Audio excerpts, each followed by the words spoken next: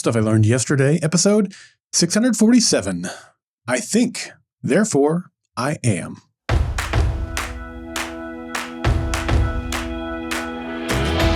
Welcome to Stuff I Learned Yesterday. My name is Daryl Darnell. Many philosophers were referenced in the TV show Lost, including Descartes, who was referenced on the blast door map in Season 2. And I believe that if you aren't learning, you aren't living. Well, in case you're wondering about that Lost reference on the blast door map, it included the phrase, and excuse my Latin here, cogito ergo delio, meaning I think, therefore I suffer. And of course, that is a play on Descartes' famous phrase, cogito ergo sum, I think, therefore I am.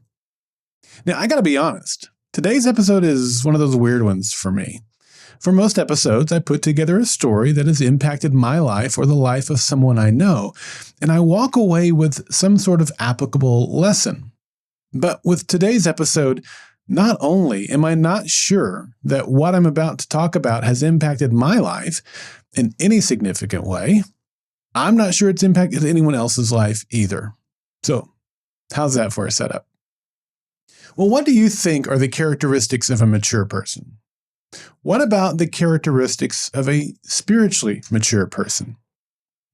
Several years ago, I was leading a Bible study for young adults at our church. I remember sitting in the living room of my friends Greg and Laura having this conversation. During that conversation, I confessed to them that I struggled with having sympathy. To me, it was clear that the Bible teaches us that we should be sympathetic, yet I often found myself apathetic. Does this make me immature, selfish, narcissistic, a sociopath? I'm not sure. I hope not, but I'm certain that one of those I've been guilty of, at least at some point. But it's also not as if I don't care or possess sympathy. I care about a lot of things and a lot of people. I not only care about people I know personally, but strangers who are facing difficulty. So if that's the case, why would I characterize myself as someone who struggles with sympathy? Perhaps that is in and of itself the issue. I looked at other people around me, some within my church and some who were acquaintances outside my church, and I saw how deeply sympathetic they were to others. I saw people who, without seemingly having to think, knew exactly what to do and how to respond to a person who was hurting. They seemed to be able to know and understand the needs of a person before that person even realized it themselves. I saw them spring into action and care for people in amazing ways. And there I was, wishing I'd been able to see that need or understand that I could help someone in that way. Instead, I was seeing the same situation, but not responding. Even worse, sometimes I wasn't even realizing that something should be done. Now, I understand that all of us are gifted in certain ways. Some have the gift of hospitality or the ability to care for people in deeply personal ways that others do not. I get that. But too often, I felt like I was missing obvious stuff and wondering if it was because I was too selfish or lacked common sympathy. To be honest, I'm still not sure what the answer to that is. Here's what I learned. The Bible study I mentioned earlier was several years ago. I'm talking before I had Facebook or a cell phone. Cell phones were certainly around then, but I was still resisting the push to get one. Facebook was around, but I don't think it had opened up to non-college students yet. I say that because social media and the proliferation of cell phones have enabled us to connect with people in ways never before possible. Now, I still struggle with identifying when someone has a need and understanding how to best meet a need. Certainly one thing that should be done in those situations is prayer. But prayer isn't enough. What I mean is, praying for someone's situation is good. But I know that God uses people to help people. The New Testament book of James puts it this way. What good is it, my brothers, if someone says he has faith, but does not have works? Can that faith save him? If a brother or sister is poorly clothed and lacking in daily food, and one of you says to them, "Go in peace, be warmed and filled," without giving them the things needed for the body, what good is that? So also, faith by itself, if it does not have works, is dead. So where does that bring us? Let's go back to the beginning of the episode, to that quote from Descartes. I think, therefore I am. Now, I realize I'm a clod and I am not a brilliant philosopher, but I think Descartes was wrong. I think a better statement is, I am thought of, therefore I am. Certainly the fact that we have the capacity to think signifies our existence. However, I've seen too many people who think they don't exist because no one seems to notice them or acknowledge them. Honestly, I think deep down, all of us need someone to affirm us in some way in order for us to feel like we exist. Thus, I am thought of, therefore I am.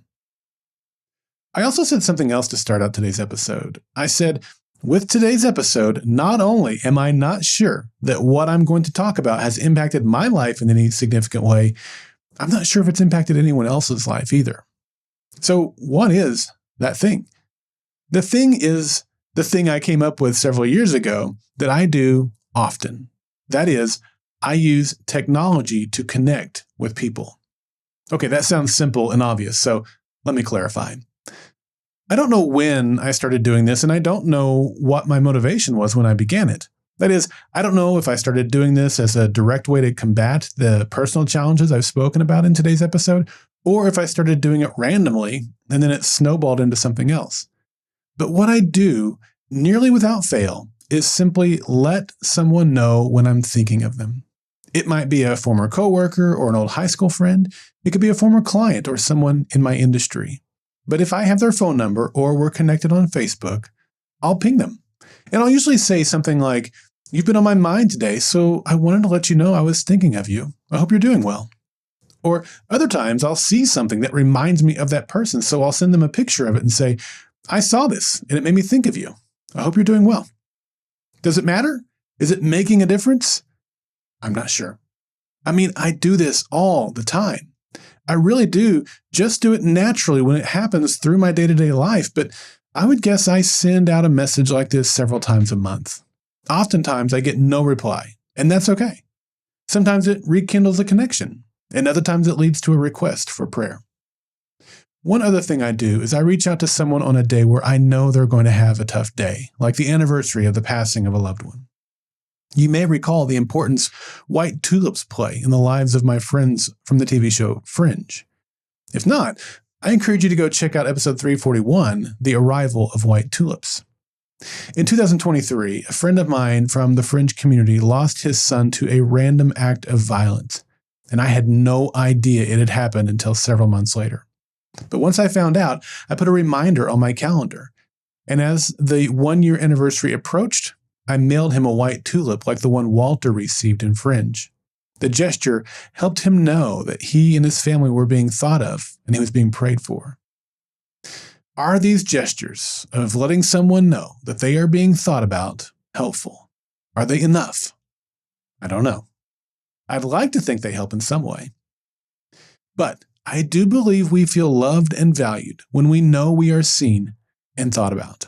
I also know that when tragedy strikes and bad days happen to us, it's often hard to accept help. Or when we see others going through a difficult time, it's awkward to insert yourself into someone's life to help them, even if your intentions are noble. So my hope is that by reaching out to let people know that I'm thinking of them, they'll not only feel valued in that moment I text them, but if they ever find themselves in a situation where they need help, it will make it easier for me to be there for them. And that's today's episode. Let people know you're thinking of them. Small things matter. Be authentic. Pray. And also act. Kindness comes in many forms and is often simple. But simple isn't insignificant. I'm Daryl Darnell, and this has been Stuff I Learned Yesterday. Well, I want you to be a part of the next Monday Mailbag coming up quickly on June 30th. Monday Mailbag is your opportunity to share what you've learned so that other listeners and I can learn from you. It can be a message as short as 30 seconds, or it can be several minutes long. It really doesn't matter, just as long as it's something that will benefit others. And you can also send in questions or responses to my SILY episodes, and I'll respond back to them via Monday Mailbag episodes.